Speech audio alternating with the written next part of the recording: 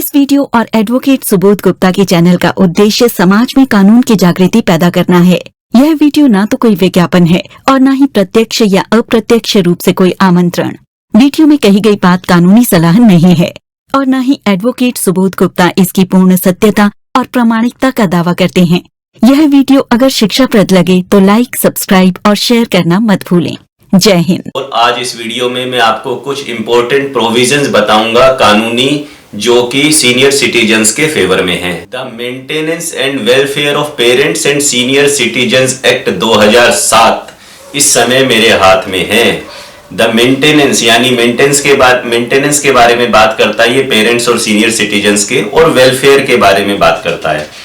Short में इस कानून को आम बोलचाल की भाषा में सीनियर सिटीजन्स एक्ट भी कहते हैं।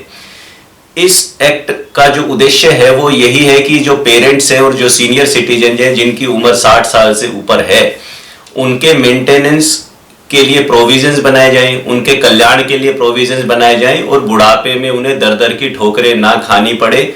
उनको मेडिकल मेंटेनेंस और अन्य सपोर्ट और सुरक्षा बुढ़ापे में उनको मिलती रहे। अब पूरे एक्ट को, इस पूरे कानून को तो मैं डिटेल में आपको इस वीडियो के माध्यम से नहीं समझा सकता, परंतु कुछ चुनिंदा गिने चुने प्रोविजंस मैं आपको बताना चाहता हूं जो आपको पता होने चाहिए। अब जो सेक्शन 2 है इस एक्ट की, उसमें परिभाषाएं दी हुई है। उसमें चिल्ड्रन की परिभाषा दी हुई है कि इस एक्ट में जहां जहां चिल्ड्रन शब्द का प्रयोग किया जाएगा तो चिल्ड्रन से मतलब क्या है। तो चिल्ड्रन के बारे में लिखता है कि children include son, daughter, grandson and granddaughter but does not include a minor.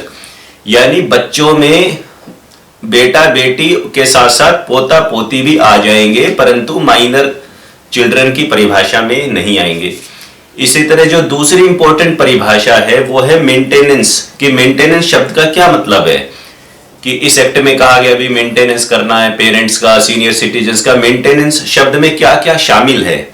Maintenance शब्द में इस कानून के हिसाब से शामिल है दोस्तों, खाना पीना यानी फूड, क्लोथिंग कपड़े, रेजिडेंस यानी रिहाइश रहने का जुगाड़, मेडिकल अटेंडेंस एंड ट्रीटमेंट। तो आपकी दवाई, आपका इलाज, आपके कपड़े, आपका रहना, ये सब चीजें इंक्लूड है मेंटेनेंस शब्द में। तीसरा इंपॉर्टेंट शब्द जो पेरेंट्स की परिभाषा भी यहां पे दी हुई है कि एक पेरेंट कौन होगा, किसे पेरेंट माना जाएगा।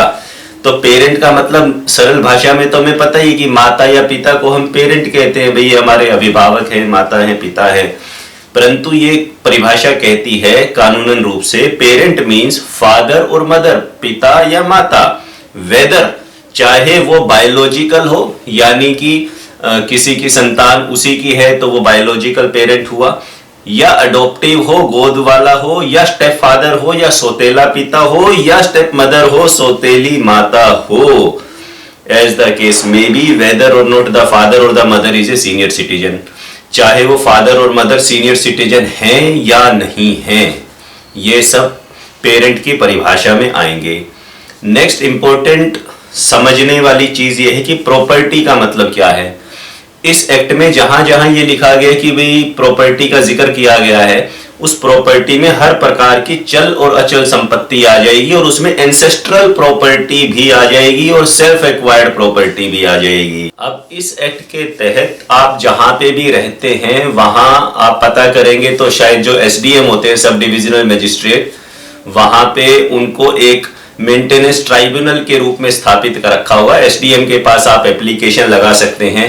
मेंटेनेंस की जो एप्लीकेशन है वो सेक्शन 5 में आप लगा सकते हो, और सेक्शन 4 में ये लिखा है मेंटेनेंस के बारे में पेरेंट्स और सीनियर सिटीजन्स की, कि जो भी सीनियर सिटीजन इंक्लूडिंग पेरेंट्स जो अपने आप को मेंटेन नहीं कर सकते खुद की कमाई से, या जो प्रॉपर्टी वो उनके पास है उसके माध्यम से, उन्हें मेंटेनेंस का अधिकार है।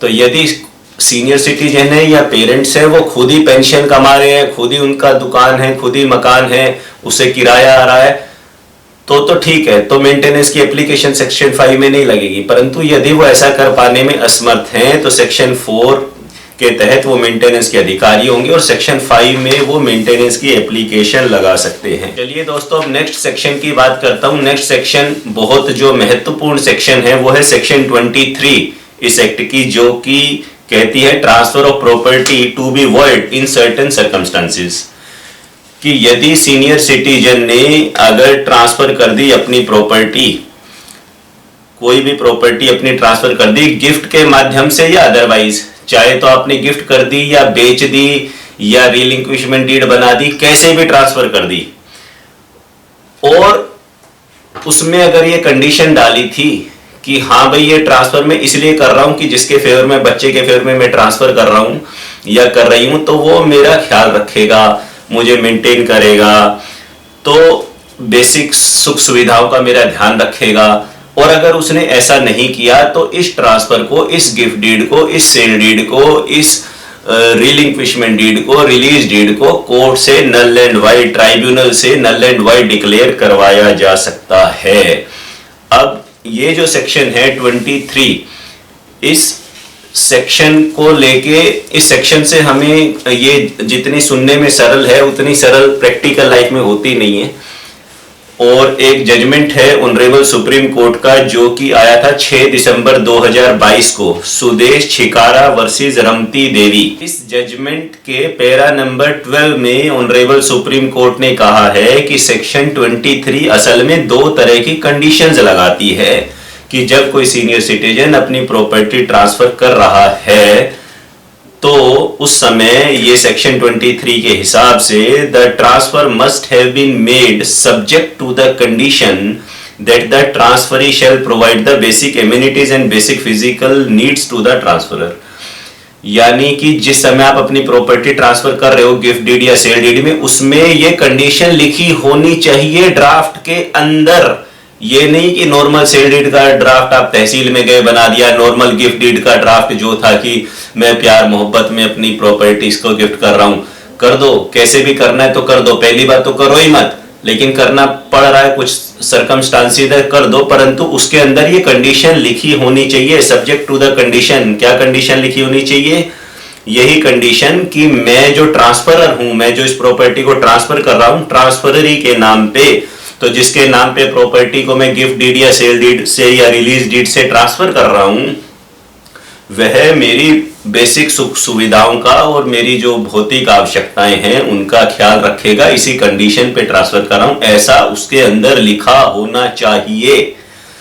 और दूसरी कंडीशन सेक्शन 23 को इन्वोक करने की ये है कि जब ट्रांसफर हो जाए बाद में और वो आपका ख्याल ना रख रहा हो, जो बात तो वो ख्याल नहीं रख रहा तो उसने उस शर्त का उल्लंघन कर दिया, तो फिर आप जो ट्राइब्यूनल है उसके पास जा सकते हो और कह सकते हो कि सेक्शन 23 का उल्लंघन किया है, मैंने, मेरी ये प्रॉपर्टी थी, मैंने इसके नाम पे ट्रांसफर करी थी, ट्रांसफर के समय सेल डीड, गिफ्ट डीड या रिलीज डीड के समय या कोई भी और डीड हो किसी किस्म की, तो उसमें मैंने कंडीशन लिखी थी कि मेरा ख्याल करेगा, मेरा भरण पोषण करेगा, मेरी दवाइयों का ख्याल रखेगा, मेरे को मेंटेन करेगा, मेरे को पैसे देगा, वगैरह वगैरह। ये पालन इसने अब नहीं किया, इसलिए इस ऑनरेबल ट्राइब्यूनल को ज्यूरिसडिक्शन प्राप्त हो जाता है कि वो इस ट्रांसफर डीड को, चाहे वो सेल डीड है या गिफ्ट डीड है, कुछ भी है, उसे नल एंड वॉइड डिक्लेयर कर दे। अब जो ये केस था सुदेश छिकारा वर्सेस रमती देवी 2022 का, इसमें सुप्रीम कोर्ट ने कहा फर्दर कि भाई ना तो जो वो रिलीज डीड बनाई थी, उस रिलीज डीड के अंदर सीनियर सिटीजन ने जो रिलीज डीड बनाई उस केस में, उस डीड के अंदर कहीं ऐसी कंडीशन नहीं लिखी हुई थी कि मैं इस कंडीशन पे ये प्रॉपर्टी ट्रांसफर कर रही हूं। और जो उसने ट्राइब्यूनल के सामने एप्लीकेशन भी दी मेंटेनेंस की या किसी चीज की, तो उसमें भी ऐसा कहीं नहीं लिखा था एप्लीकेशन में कि मैंने इस कंडीशन पे ट्रांसफर की थी। बस यही लिखा था कि इनकी नीयत मुझे मेंटेन करने की नहीं है, मेरी प्रॉपर्टी मैंने इन्हें दे दी, जो कि एक आम माँ बाप लिखते हैं सरल भाषा में। तो ये इतनी बड़ी और सीरियस कंडीशन थी कि सुप्रीम कोर्ट ने बोला कि भाई इसमें हम कुछ नहीं कर सकते, वो ट्रांसफर बिल्कुल वैलिड है। अगर उसमें कंडीशन लिखी होती, लगाई होती, तब हम कुछ कर सकते थे।